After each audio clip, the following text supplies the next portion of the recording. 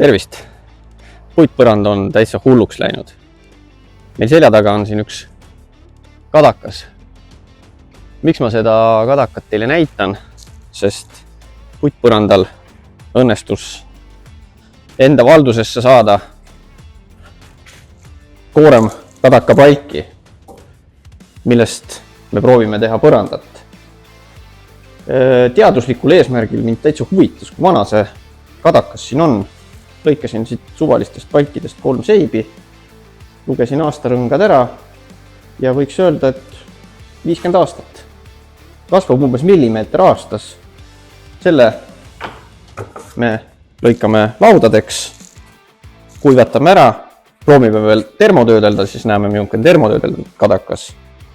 Ja kõik tööprotsessid võtame ilusti üles ja vaatame, mis meil siin see lõpptulemus on.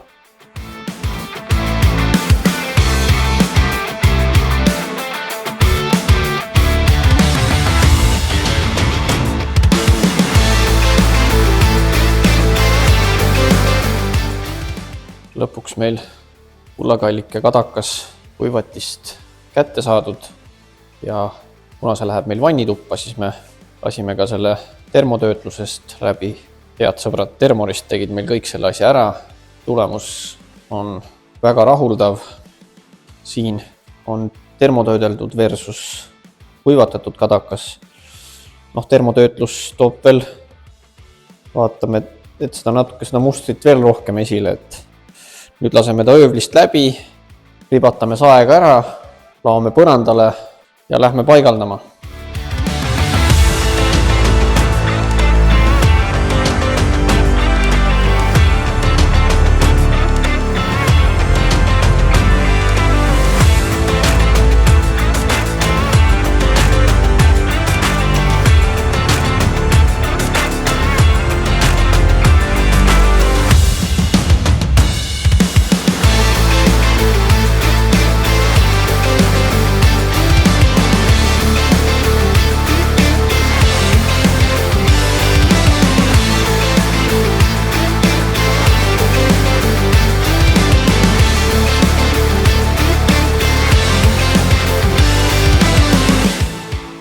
Neid tunnikesi, mis sellele põrandale hetkel kulunud on, ei tahaks isegi mainida. Aga mustandina on ta meil siin põrandal valmis. Pakime kokku ja lähme paigaldama.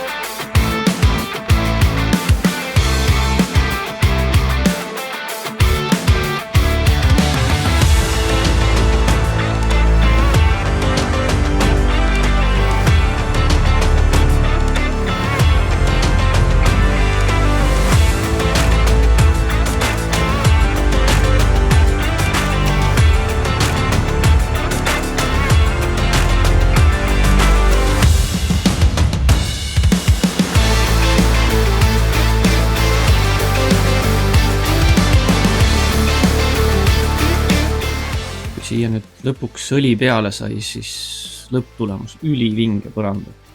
Need väiksed oksakesed ja kitsad lipikesed. Lõpuks on ta nii ühtlane ja siuke, võiks öelda, et tõeline põranda teemant, et olen lõpptulemusega väga rahul. Muidugi need töötunnid asjad, nüüd said nagu lõpptulemusega ilusti kinni makstud. Aitäh ja järgmiste projektideni!